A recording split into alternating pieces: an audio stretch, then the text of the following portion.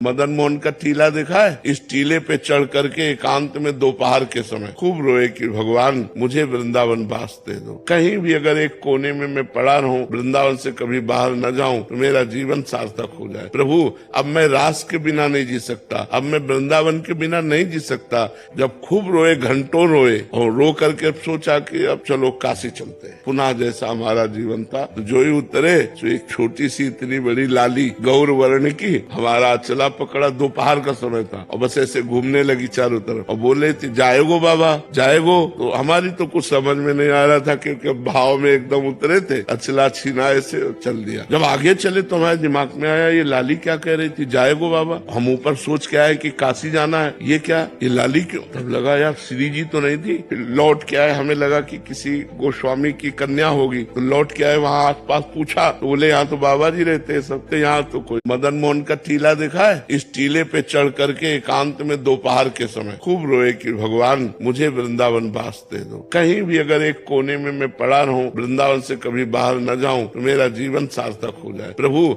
अब मैं रास के बिना नहीं जी सकता, अब मैं वृंदावन के बिना नहीं जी सकता।